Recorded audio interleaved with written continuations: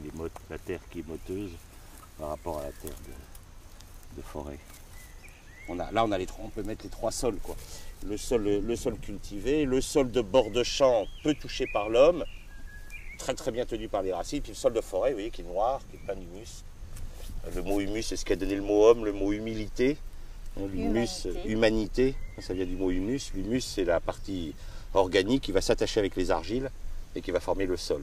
Le sol, c'est un milieu unique sur au moins dans le système solaire. Il n'existe que sur la planète Terre. Les anciens ont eu raison d'appeler notre planète la Terre. C'est le milieu qui la caractérise. C'est la fusion entre le monde minéral des argiles et le monde vivant de la litière, de l'humus. Et c'est ça qui fait ce milieu qui est le plus riche de la planète, puisque 80% des organismes vivants vivent là, dans ce milieu-là, que nous sommes en train de tuer et de massacrer parce qu'on n'a pas compris qu'il était un milieu vivant. Alors qu'il est le milieu vivant par essence et la materia prima, d'où tout le système va. Nous vivons tous sur ce milieu-là, que nous massacrons et que nous détruisons.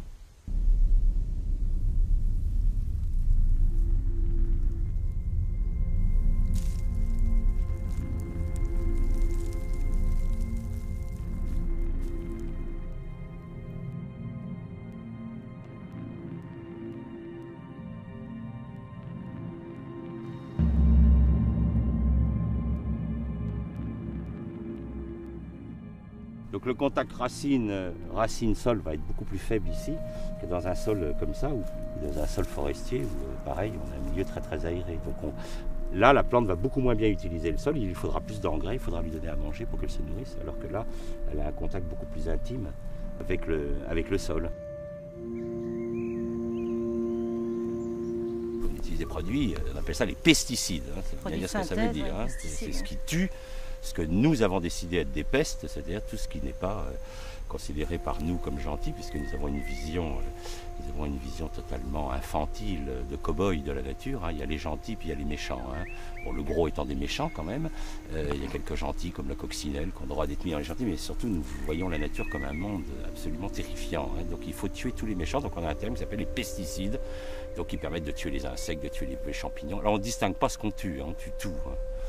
Et ça, on ne pose pas de questions là-dessus, ça on a le droit d'épandre. Par contre, vous osez mettre du purin d'ortie et c'est tout un drame qui s'installe, c'est du n'importe quoi ça.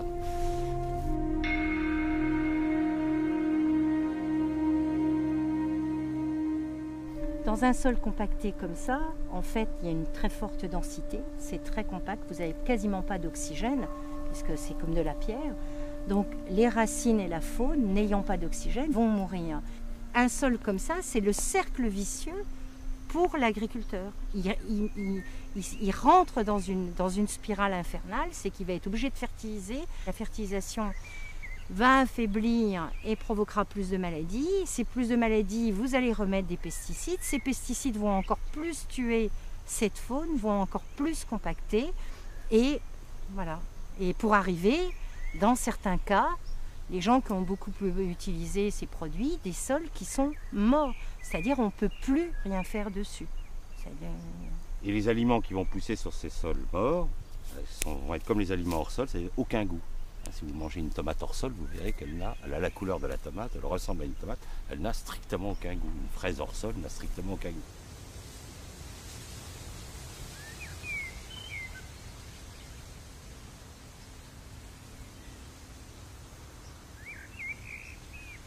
Si on demandait à tous les agriculteurs à l'heure actuelle de passer en biologie, d'arrêter de mettre ces produits, je pense que l'humanité serait très très mal parce que la Terre ne pourra pas produire. C'est déjà difficile et on ne peut pas changer. La Terre est morte. On ne remet pas de la faune et de la vie d'un coup de baguette magique. Il faut d'abord remettre de la vie dans nos sols et ça ne va pas se faire en claquant des doigts. Avant d'arriver à cette couleur-là, quand vous partez de ce sol-là, qui n'a plus de matière organique, puis vous voulez arriver ici pour qu'il soit vivant, vous n'allez pas le faire en claquant des doigts. On a ruiné nos sols, on a décapitalisé depuis 50 ans, on va remettre 50 ans pour capitaliser. C'est pour ça que c'est un échec. L'agriculture intensive est un échec complet, puisqu'elle a été incapable d'arrêter la famine. Jamais dans l'histoire de l'humanité, autant d'hommes n'ont crevé de faim qu'en ce moment.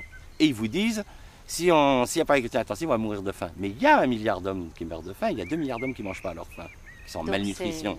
Donc il ne faut pas arrêter de dire que l'agriculture intensive nourrit la planète. Elle ne nourrit pas la planète, elle fait mourir des hommes.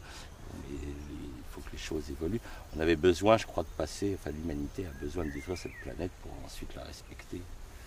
Ça va être lent, hein, mais c'est ça la civilisation de demain, ce sera le respect de cette planète. Mais c'est pas...